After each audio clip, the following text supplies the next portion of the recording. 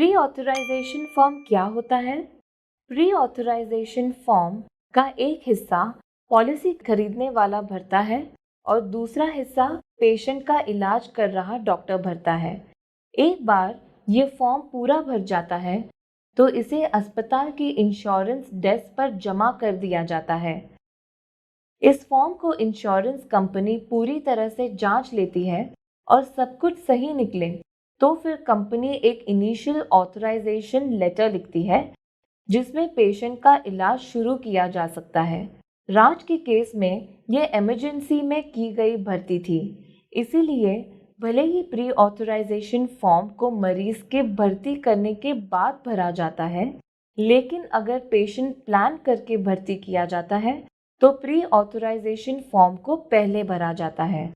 अब प्लान भर्ती किसे कहते हैं? इस केस में अगर राज का डॉक्टर उसे बताता है कि उसकी सर्जरी महीने में कभी भी हो सकती है तो इसे प्लान हॉस्पिटलाइजेशन कहते हैं। तो प्लान हॉस्पिटलाइजेशन और इमरजेंसी हॉस्पिटलाइजेशन में यही अंतर है। राज का इलाज बहुत अच्छे से हुआ और डॉक्टर ने उसे 5 दिन के बाद छुट्टी दे दी।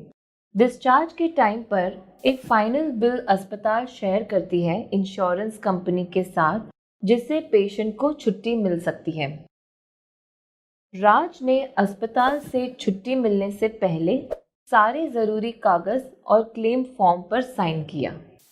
इस केस में राज के इलाज का पूरा खर्च उसके हेल्थ इंश्योरेंस में ही कवर हो गया और उसे अपनी जेब से कुछ खर्च नहीं करना पड़ा।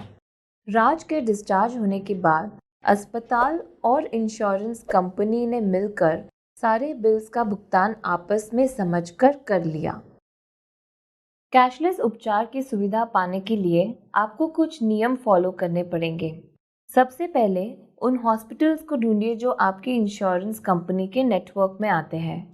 दूसरी बात, जैसे ही आपको डॉक्टर ये बताता है कि पेशेंट को भर्ती करना, तुरंत ही इस बात की जानकारी अपनी इंश्योरेंस कंपनी को दीजिए।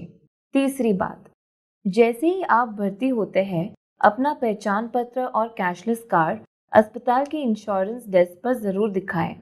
अगर अचानक आपको भर्ती करना पड़ा तो तुरंत ही अपने प्री ऑथराइजेशन फॉर्म भर दीजिए। वहीं प्लान्ड हॉस्पिटलाइजेशन में आसानी के लिए आपको प्री ऑथराइजेशन फॉर्म पहले ही भर देना चाहिए। और आखिरी बात कि डिस्चार्ज होने से पहले सारे ज़रूरी कागज़ और अपना क्लेम फॉर्म साइन करना मत भूलिए।